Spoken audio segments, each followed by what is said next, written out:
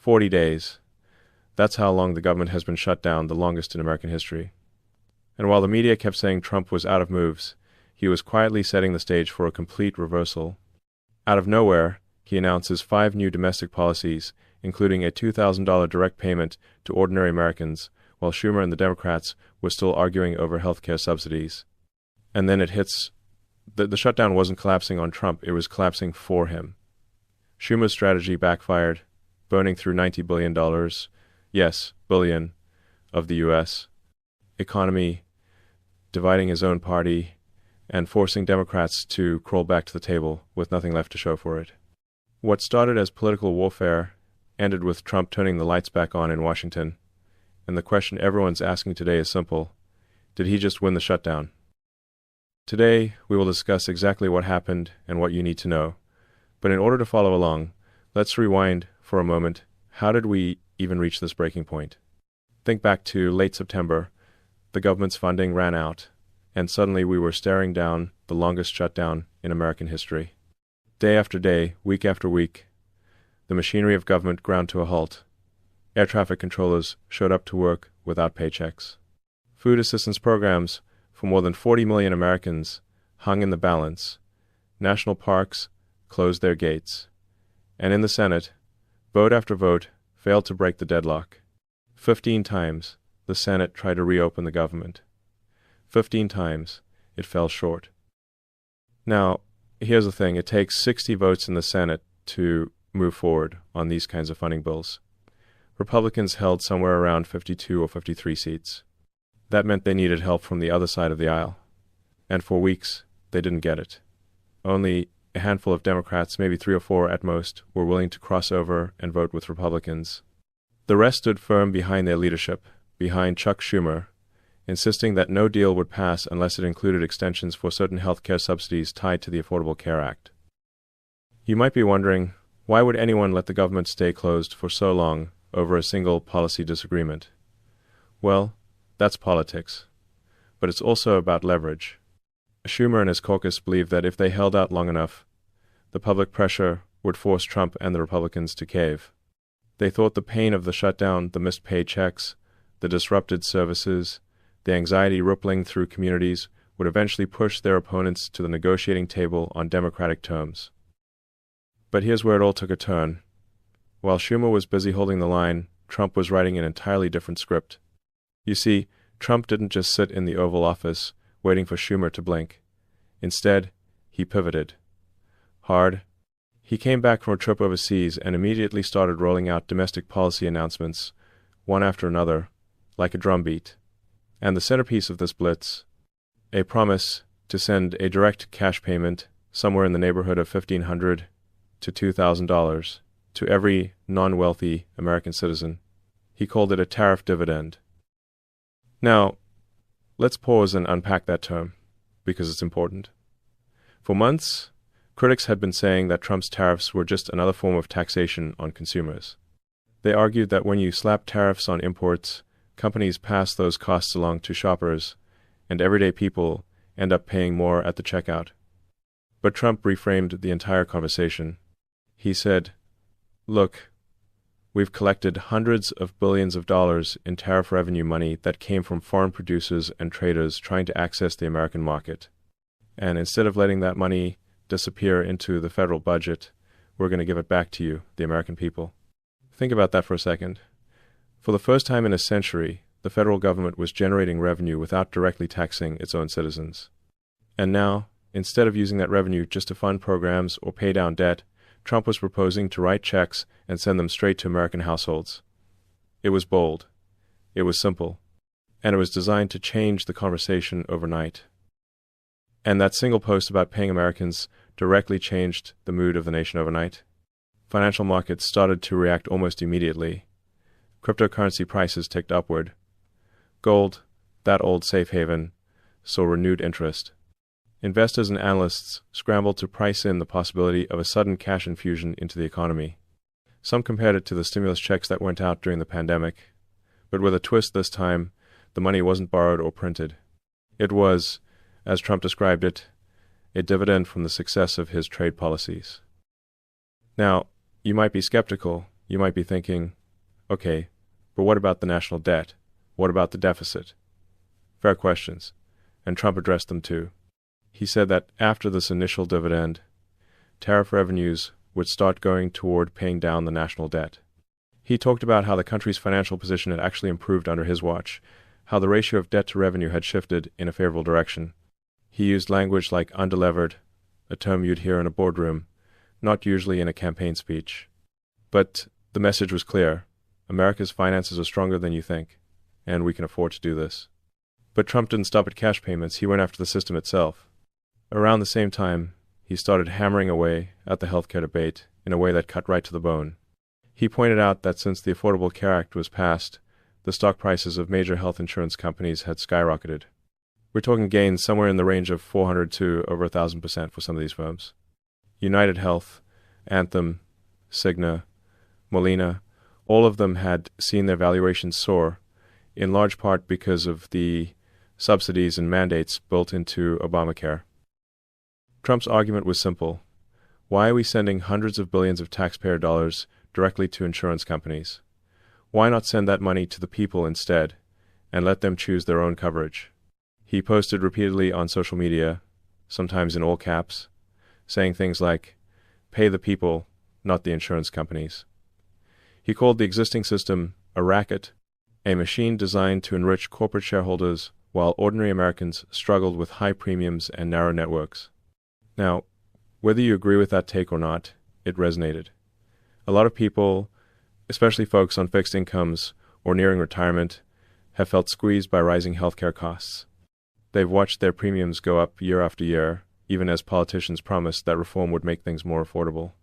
So when Trump said, "Let's cut out the middleman and put the money in your pocket," it struck a chord. That message landed like a political earthquake inside the Senate, and it's exactly where Schumer made his fatal mistake. You see, Schumer's entire strategy hinged on the belief that Democrats could hold out longer than Republicans. He thought the public would blame Trump for the shutdown, that the pressure would build until the White House had no choice but to accept Democratic demands. But as the days turned into weeks, something unexpected happened. The narrative started to shift. Economic analysts began tallying up the cost of the shutdown. Each week the government stayed closed. The economy was losing somewhere between $15 and $20 billion in output. That's not just a number on a spreadsheet, that's real economic activity, real businesses unable to operate, real contracts delayed, real paychecks missing. By the time we hit the 40-day mark, estimates given by the Congressional Budget Office suggested the shutdown had cost the economy upwards of $80 to $90 billion. And here's the kicker. Schumer was demanding that any funding bill include an extension of those healthcare subsidies we talked about earlier. But as the economic damage mounted, people started asking, what exactly are we getting for this? The subsidies were worth, let's say, several tens of billions of dollars. But the shutdown was costing multiples of that. It was starting to look like a bad trade. Airlines were hit especially hard, with air traffic controllers and TSA agents working without pay. Delays and cancellations piled up. Some estimates suggested that more than 1,000 flights were delayed or canceled on some days. Thanksgiving was right around the corner, one of the busiest travel periods of the year, and the system was buckling. Business groups started sounding alarms. Even some normally sympathetic media outlets began using phrases like Schumer's shutdown. Meanwhile, centrist Democrats began to panic, and that's when the cracks appeared. Inside the Senate Democratic caucus, tensions were rising. Not everyone was on board with Schumer's hardline stance. A small group of moderate senators, folks who had previously served as governors, people with executive experience who understood the real-world consequences of prolonged gridlock, started to have second thoughts. Names like Jeannie Shaheen from New Hampshire, Maggie Hassan, also from New Hampshire, and Angus King from Maine, an independent who caucuses with Democrats, began floating the idea of a compromise. These weren't radicals. They were pragmatists, and they were hearing from constituents back home, federal workers, small business owners, families worried about food assistance, travelers stranded at airports. The pain was real, and it was spreading. So they started talking quietly with Republican leaders about a possible off-ramp. But that didn't sit well with the progressive wing of the party. Senators like Bernie Sanders and leaders in the House like Hakeem Jeffries saw any compromise as a betrayal. They argued that Democrats had leverage, that they shouldn't give in, that holding out was the only way to force Republicans to extend the healthcare subsidies. Behind closed doors, caucus meetings grew heated. Some members accused the centrists of caving. Others shot back that the progressives were being unrealistic, that they were sacrificing real people's livelihoods for an ideological point. And in the middle of that storm, the White House made its quiet offer. After weeks of public posturing and private stalemate, a small group gathered to hammer out a deal. On one side, Senate Majority Leader John Thune and a few key Republicans. On the other, those centrist Democrats we just talked about, Shaheen, Hassan, King. The deal they struck was straightforward: reopen the government through the end of January. Reverse some of the federal workforce layoffs that had been announced during the shutdown. Restore full funding for food assistance programs, which meant more than 40 million Americans would continue to receive help, and include a handful of full-year spending bills for certain departments like military construction and agriculture to give those sectors stability. But here's the critical part. What did Democrats get in return? Essentially, a promise. Republicans agreed to hold a vote later, sometime in December, on whether to extend those healthcare subsidies. Not a guarantee that the subsidies would pass, just a promise that there would be a vote. Now, in Washington terms, that's what victory looks like, and Trump knew it. Think about it. Democrats had held out for 40 days, endured enormous economic damage, weathered criticism from business groups and the media, fractured their own caucus, and in the end, all they secured was a promise of a future vote, with no assurance of the outcome. Meanwhile, Republicans got the government reopened without actually committing to extend the subsidies. The vote on the Senate floor reflected this reality. When the measure finally came up, and if I'm not mistaken, 8 Democrats crossed the aisle to join Republicans, giving the bill well over the 60 votes it needed to advance. Schumer himself voted no. So did many of the progressive members. But the numbers were decisive. The shutdown was over. Markets surged. Federal workers breathed a sigh of relief. Airlines started clearing their backlogs, and the political world began to assess what had just happened. But the story wasn't just about reopening government, it was about who controlled the narrative the next morning. Trump wasted no time. Within hours, he was back on social media, framing the outcome as a win. He declared that for the first time in 100 years, America was earning revenue without taxing its own people. He reminded everyone about the upcoming tariff dividend checks. He positioned himself as the leader who had stayed strong, who hadn't blinked, who had found a way to deliver for everyday Americans, while his opponents bickered and burned through billions. And here's the thing, a lot of people bought it. Polls showed that independent voters, the folks who don't have strong partisan loyalties, were starting to give Trump credit for economic stability. Headlines shifted from crisis mode to comeback stories. The narrative that had dominated for weeks government in chaos, Trump isolated and under pressure, was suddenly flipped. Even some of Trump's critics had to admit, grudgingly, that Schumer had miscalculated the political math. Think about it from Schumer's perspective. He had gambled that public anger over the shutdown would force Trump to the table, but Trump had outflanked him. By rolling out those domestic policy proposals, by talking directly to voters about cash payments and healthcare costs, Trump had shifted the blame. People started asking, why are Democrats holding up government funding over subsidies for insurance companies? It wasn't the framing Schumer wanted, and the cost was staggering. Somewhere around $90 billion in lost economic output, tens of thousands of federal workers who missed paychecks, millions of families uncertain about food assistance, airlines crippled, travel plans disrupted, small businesses unable to close contracts. All of that pain, all of that disruption, and Democrats walked away with essentially nothing to show for it. Progressive voices were furious. Some called the centrist decision a betrayal. Others said it was a necessary evil, that continuing the shutdown would have been even worse.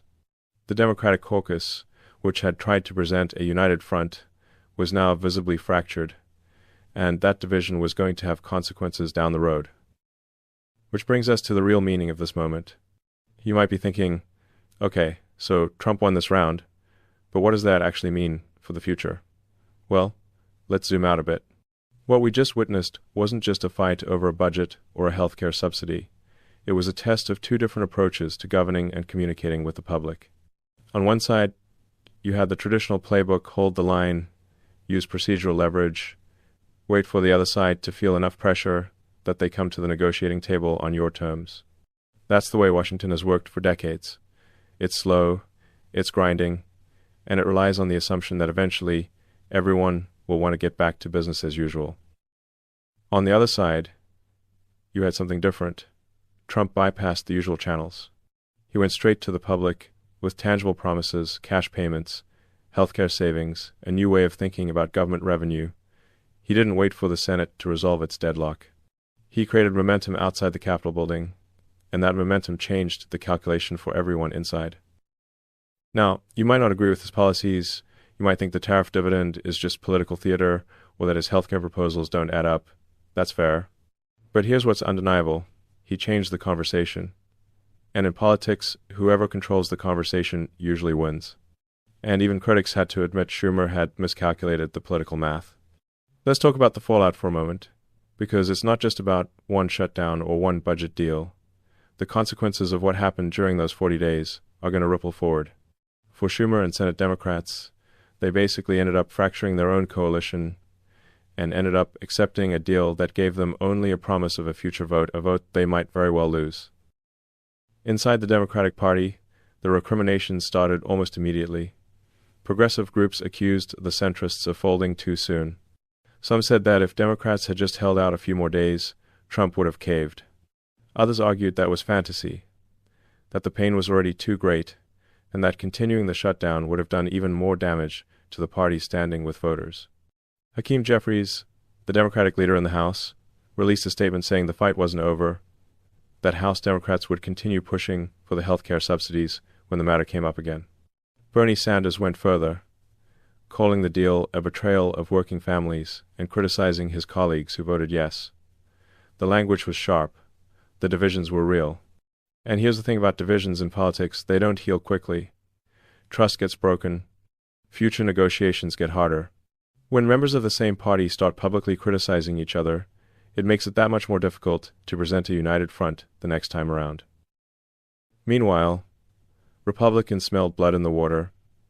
They seized on the Democratic infighting, highlighted the economic costs of the shutdown, and started framing the entire episode as proof that Democrats care more about protecting insurance companies than helping ordinary Americans.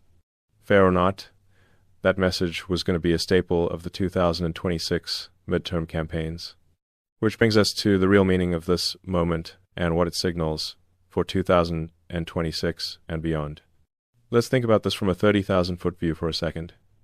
What just happened wasn't just a budget fight. It was a signal about what kind of politics works in America right now.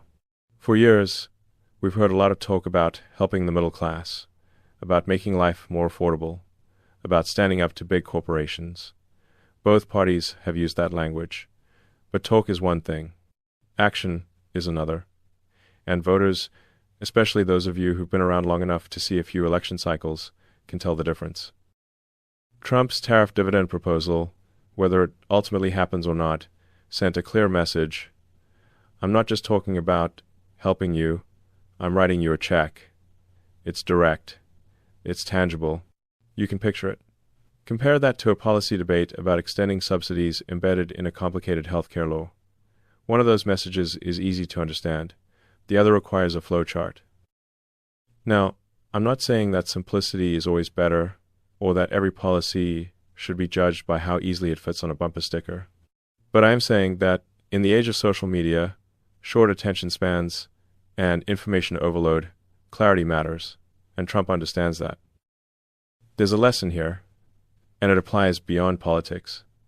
When you're trying to persuade someone, when you're trying to build support for an idea, you have to meet people where they are. You have to speak in language they understand. You have to make it real for them. That's as true in a family conversation as it is in a Senate debate. And that's exactly what Trump did. He made the shutdown about something concrete, your bank account. He made the healthcare debate about something tangible, insurance company profits versus your premiums. He took abstract policy disagreements and turned them into stories that people could relate to. Meanwhile, Schumer was fighting on procedural grounds, talking about subsidy extensions and reconciliation processes and legislative calendars. Important stuff, sure, but not the kind of thing that moves public opinion. So when we talk about who won the shutdown, we're really talking about who won the narrative. And the answer, pretty clearly, is Trump. But let's dig a little deeper, because there's more going on here than just one political victory. What we're seeing is a shift in how government interacts with citizens. Think about it. For most of the last century, government programs have been built around intermediaries, agencies, contractors, insurance companies, banks.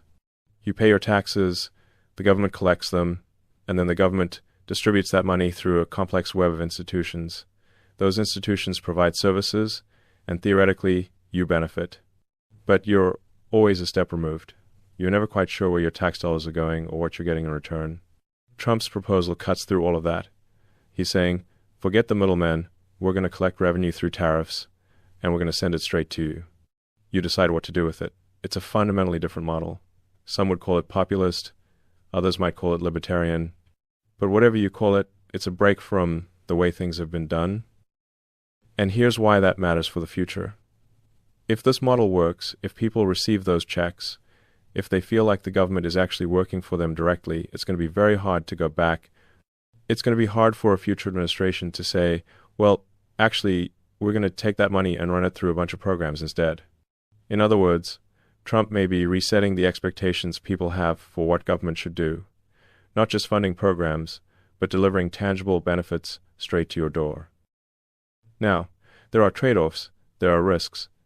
Direct payments don't build roads or fund research or maintain national parks. They don't pay for the long-term investments that make a country strong. So at some point, there's going to be a debate about balance. But that's a debate for another day. Right now, the momentum is clearly behind the direct-to-citizen approach.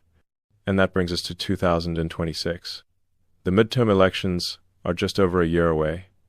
And if you think this shutdown fight was intense, just wait, because the battle lines are already being drawn. Republicans are going to run on the shutdown as proof that they're the ones who got government working again, who put money in people's pockets, who stood up to special interests. They're going to point to the tariff dividend, to the falling unemployment numbers before the shutdown, to the stock market gains, to the energy independence policies. They're going to say, look at what we delivered. Democrats are going to argue that Trump's policies are reckless, that the tariffs are actually a hidden tax that will drive up prices, that the healthcare system is in jeopardy, that the shutdown caused real harm. They're going to try to remind voters about the 40 days of uncertainty, the missed paychecks, the economic damage. Which message wins depends a lot on what happens over the next 12 months. If the economy stays strong, if people do receive those checks, if healthcare costs don't spike, Trump and the Republicans are going to have the advantage. If the opposite happens, if inflation ticks up, if the tariffs start causing pain, if there's another crisis, Democrats will have an opening. But here's the thing. Trump has fundamentally changed the terrain. He's turned the debate into a referendum on tangible results. And that's a debate Republicans feel confident about. For those of you watching all of this unfold, there's a broader lesson worth considering. Politics can feel distant and abstract, especially when it's all procedural votes and legislative jargon. But every once in a while, there's a moment that clarifies things. The shutdown was one of those moments. It forced everyone to take a side. It made the stakes clear, and in the end, it showed that the side that can communicate most clearly, that can make the issue real for people, usually wins. That's a lesson that applies in your own life too. Whether you're navigating a family decision, a community issue, or just trying to make sense of the news, clarity is power. When someone can explain what's at stake in simple terms, when they can show you how something affects you directly, they earn your trust. And right now, Trump has earned a lot of trust by making the shutdown about something simple: your wallet, your health care, your economic security. Schumer tried to make it about policy details and long-term strategy. One of those approaches connected, the other didn't. So did Trump just win the shutdown? The numbers, the votes, and even the markets seem to say yes.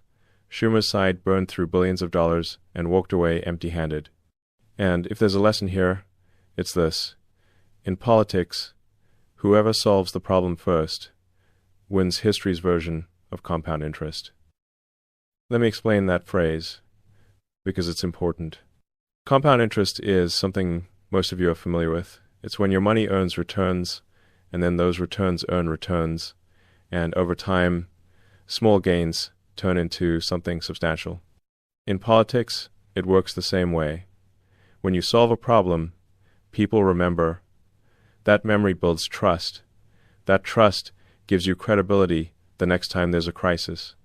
And that credibility lets you take bigger swings, propose bolder ideas, move faster. Trump just banked a huge political win, and he's going to spend that capital over the coming months. Meanwhile, Schumer and the Democrats are in debt. They spent their political capital, didn't get a return, and now they're trying to rebuild. That's a tough spot to be in heading into a midterm year. Now, I want to be clear about something. I'm not here to tell you how to vote. I'm not here to say one side is right and the other is wrong. What I am here to do is help you understand what's happening, why it matters, and what it might mean for the future. And what's happening right now is a fundamental realignment. The old ways of doing business in Washington, backroom deals, procedural gamesmanship, incremental policy changes, are giving way to something more direct, more populist, more focused on immediate, visible results.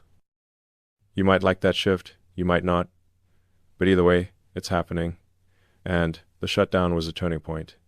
For those of you on fixed incomes, for those of you watching your retirement savings, for those of you worried about healthcare costs or grocery prices, or whether your kids and grandkids will have the same opportunities you did, this matters, because the direction the country takes over the next few years is going to be shaped by moments like this. Trump showed that he can outmaneuver his opponents. That's a skill, and it's a skill that's going to define the political landscape for the foreseeable future. So where do we go from here? The debate over healthcare subsidies is going to come back in a few weeks. The fight over the budget is going to heat up again as we approach the end of January. The 2026 midterms are going to force both parties to sharpen their messages and defend their records. And all of this is going to play out against the backdrop of an economy that's still finding its footing after years of turbulence. But if the last 40 days taught us anything, it's that the leader who can make things simple, who can speak directly to people's concerns, who can deliver tangible results, that's the leader who's going to come out on top. Trump proved he can do that. Schumer, at least this time, couldn't. And that's a pattern that's likely to repeat. Now, I know some of you might be thinking, okay, but what about the long term? What about the debt? What about the deficit? What about all the big structural problems that don't get solved by a one-time check? Those are fair questions. And they're questions that we're going to have to grapple with as a country. But here's the reality. In politics, the long term is built on a series of short-term wins. You can have the best 10-year plan in the world, but if you can't win the next election, you're never going to get a chance to implement it. Trump understands that. He's focused on the immediate, the tangible, the visible. And right now, that's working. So if you found this breakdown useful, give it a thumbs up, share it with a friend who still thinks nothing ever changes in Washington, and hit subscribe. Because tomorrow's headlines will only make sense if you already understand today's story. And trust me, there's a lot more coming. The